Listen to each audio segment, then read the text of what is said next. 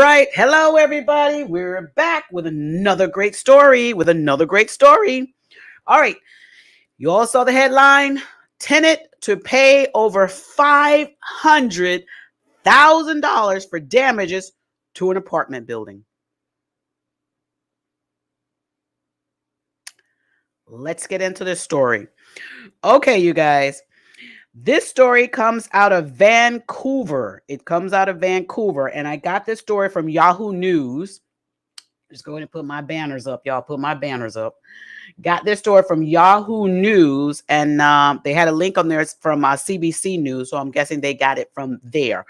Let me go ahead and share this story with you all because I was so kind of pleasantly happy that this happened, because a lot of times tenants damage other people's property, like landlord's property, and they don't get the punishment that I think they deserve. This story is one that I'm like, okay, finally, landlords are getting some justice. Now, if the landlord would just be able to collect the money that the judge awarded, that's a whole nother story. But let's get into this one, all right? This one was written on January 16th of 2023. And the story reads as follows. 2 Vancouver tenants have been ordered to pay over $500,000 for a 2017 fire that broke out in their apartment and spread to several other units in their building. It says in a ruling released Thursday, a BC Supreme Court judge found tenant Angela Chow was negligent in allowing the fire to start due to keeping a large amount of household possessions packed densely throughout the unit. It says Chow and her former partner, Danny Chin, must pay $512,995.04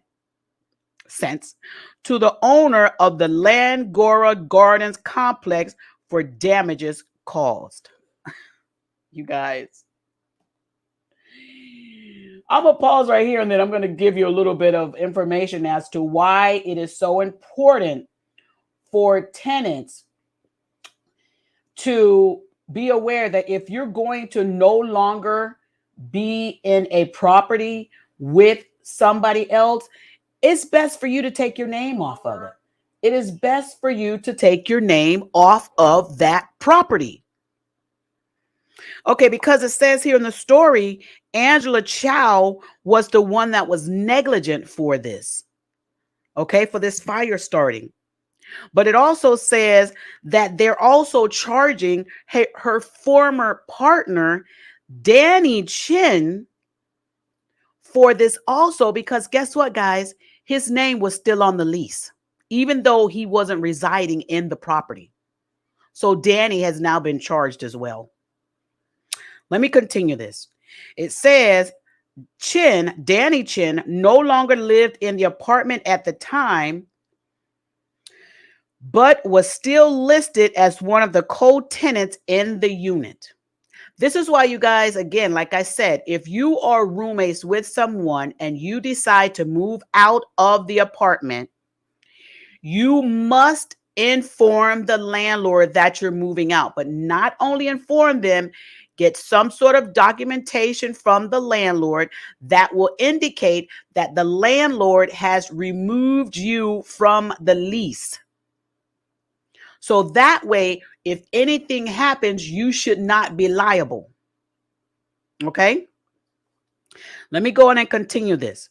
It says a fire investigator testified the fire was started when the light bulb from a halogen lamp in the unit's living room made contact with another item, likely a pillow or a box or a pillowcase, while Chow was momentarily out of the room. These things can spark up at any time. It also says, although Chow made an attempt to put out the fire with water, it spread quickly due to densely packed and stacked items. Now, I'm going to pause right there. Here is another thing that tenants have to be aware of.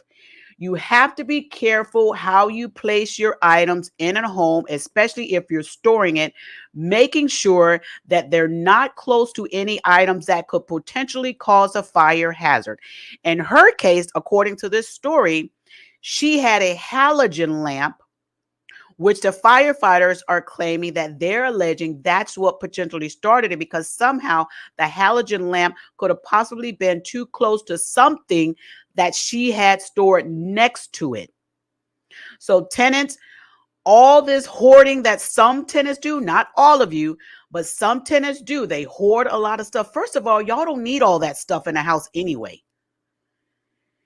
You don't need all that stuff in a home. Get rid of some of that stuff, especially you tenants who are moving to a new home. Please stop carrying all this stuff to the next property and you're not even using it. Some of that stuff y'all haven't even seen in years. Throw it out. Dumpsters are available in places. Ask the local store, can you use their dumpster? Ask somebody before you dump in their dumpster, because it is illegal to dump in somebody's dumpster without their permission. But get rid of some of that stuff. Sell it if you have to, but please stop carrying this stuff. Some of it is just trash from one house to the next house to the next house. It is not necessary. And it's okay. Learn to let go of some of this stuff. Let me continue reading the story here. It says, and this is Justice Matthew Kirchner's ruling. This is what he's saying. He says, I am satisfied Ms. Chow created an objectively, foreseeably, and unreasonable risk of harm and risk of fire, in particular to the Langara apartment building and the other tenants, by keeping her apartment in a near hoarding state, says Justice Matthew Kirchner's ruling. Then it goes on to say this. The densely packed and stacked combustible materials presents a clear fire hazard that could be set off by something as simple as the halogen lamp, which burns very hot. It also says this, listen tenants, listen up. This is why it's very important to follow my channel, and I can give you tenant tips. I usually do my Tenant Tuesdays where I do some tenant tips. That's going to be coming back. We're starting that again in February. Tenant Tuesdays where I give tenants some tips and advice on landlords and rentals and so forth, and how to have good relationships with landlords and other things. Great tenant advice. One of the tenant advice that I cover is insurance, how important it is for tenants to have insurance on your own items. And, so that if situations like this happen, you're covered. Here, listen to this part. It says the ruling also notes that Chow did not have insurance at the time of the fire, despite it being a requirement in their tenancy agreement. This is a reminder of tenants' liability. Landlords require you to have insurance for a reason. It is not simply so that an insurance company can make money or a landlord can make money. It protects you also. There's a lot of tenants that don't have insurance. And renter's insurance is not really all that expensive in my thought. It is not really expensive at all. There's a lot of insurance companies that offer renter's insurance. Check your local agency to see if someone can help you get a quote. Okay? Let me go on to this. It says landlord and tenant advocate Robert Patterson says this case serves as a reminder of the liability that tenants have. He's right. It says that can lead to pretty large costs, says Patterson, who works with the Tenant Resource and Advisory Center. It says Patterson says tenants should always exercise reasonable diligence by ensuring they are not creating fire hazards and reporting any issues in the home to the owner. All wise information, you guys. Well, it goes on to say he recommends that tenants consider purchasing tenancy insurance. We also call that renter's insurance. It said he goes on to say it may not be your property, but you are responsible for damages that's caused to it by your actions or your neglect. And I wholeheartedly agree. But not just me agreeing, but that's law. It said, and for that reason, it's important to be diligent. He also says, Patterson said, this judgment also shows that co-tenants must share liability for each other's actions, even if they are not present in the home.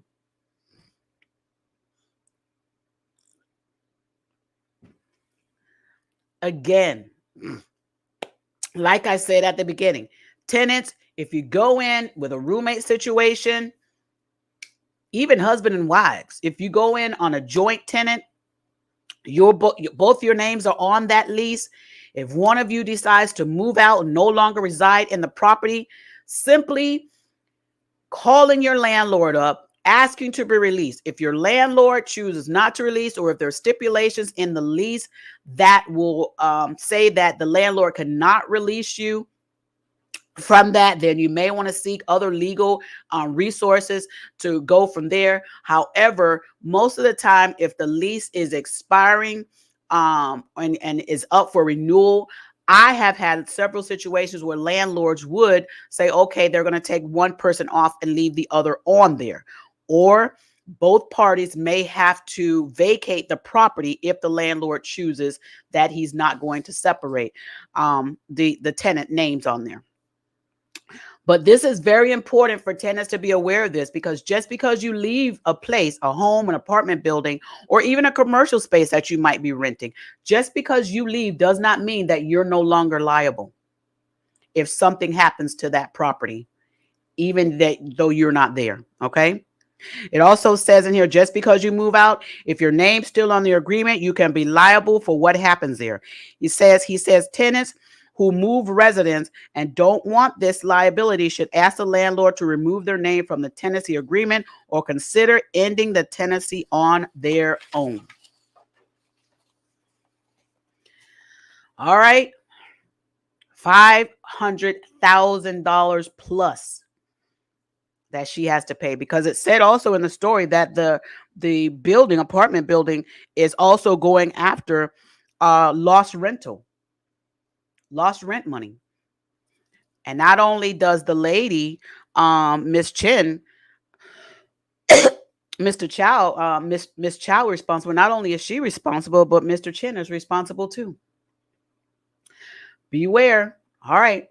I'm so happy to be able to give you this tidbit, this information. That's what we do here on the Juice Radio and Talk Show. If you haven't already subscribed to our channel, make sure that you click like and subscribe. Hit that notification bell so you'll be reminded that we're live. If you're watching this on one of my other platforms, go on over there to my YouTube page at the Juice Radio and Talk Show. Type in the whole name, the Juice Radio and Talk Show. You see the logo on the screen here with the red cup and the microphone. Click on that channel, subscribe, hit that notification bell, because we're going to have some more stories.